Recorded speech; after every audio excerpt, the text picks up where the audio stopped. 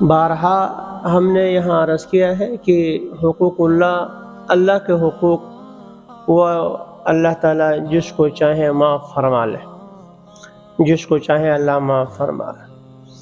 بندوں کے حقوق اللہ تعالیٰ یوں معاف نہیں فرمائے، ہاں اس کی قدرت ہے، معاف کر سکتے ہیں، لیکن سنت اس کی یہ نہیں ہے۔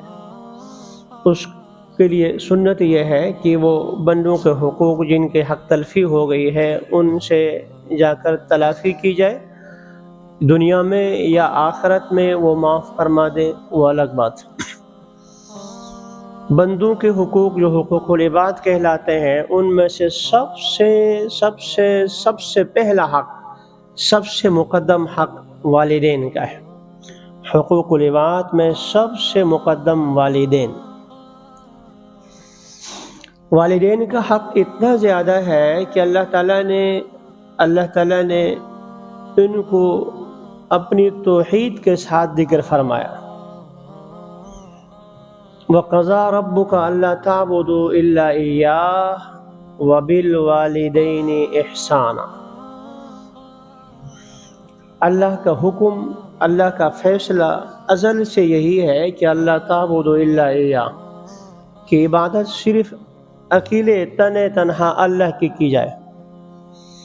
وہ فوراً ساتھ ہی ذکر فرمایا وَبِالْوَالِدَيْنِ إِحْسَانًا، اور والدین کے ساتھ حسن سلوک کیا جائے۔ آیت کی تفسیر بعد میں عرض کیے دیتا ہوں۔ رسول اکرم صلی اللہ علیہ وسلم کی جو حدیث میں نے آپ کے سامنے پڑھی ہے یہ بخاری اور مسلم دونوں میں ہے۔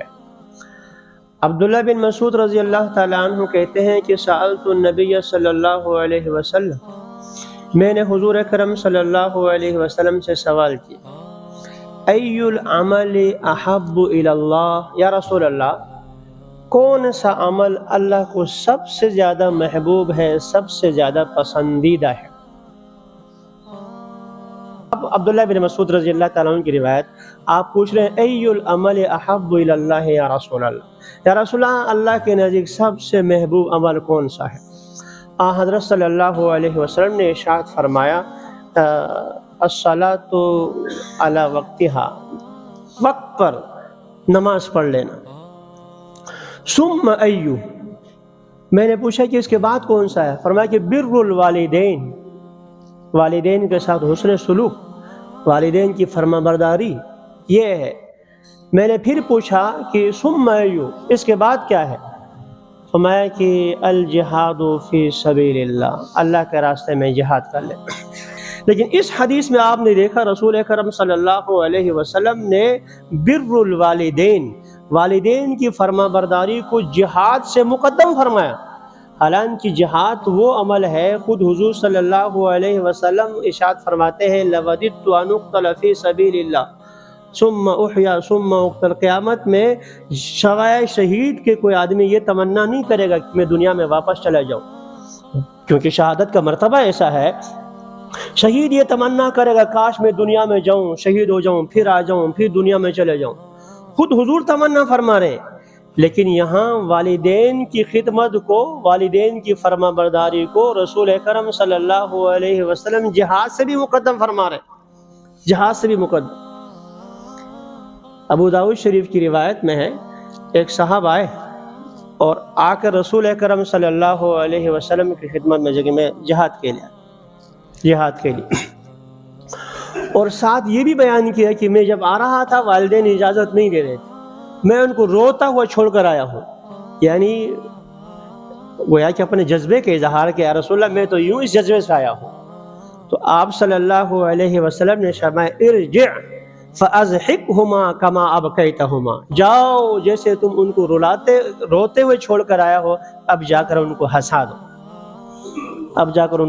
دو، دوسری روایت ہے رسول اکرم صلی اللہ علیہ وسلم کے پاس ایک صاحب آئے اور آ کر کہا کہ ابایعک، میں آپ کے ہاتھ پر بیعت کرتا ہوں، علی الہجرۃ والجہاد، ہجرت پر جہاد، اپنا علاقہ سب کچھ چھوڑ چھاڑ کر آ گیا ہوں، سب کچھ مدینے میں رہوں گا، ہجرت کر کے آیا ہوں، بس یہاں رہوں گا، جہاں آپ تشکیل کریں گے جہاد کے لیے جاؤں گا، سب کچھ چھوڑ کے آیا ہوں۔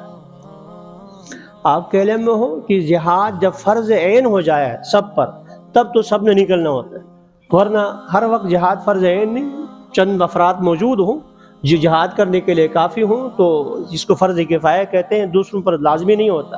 امیر کی جس کی تشکیل کرے گا وہ چلے جائے گا، باقی سب کو جانا ضروری نہیں ہوتا۔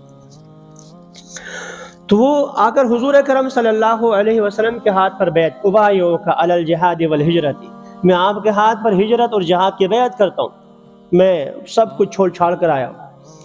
آپ صلی اللہ علیہ وسلم نے پوچھا تمہارے والدین میں سے کوئی زندہ ہے؟ والدین میں سے کوئی ایک زندہ ہے؟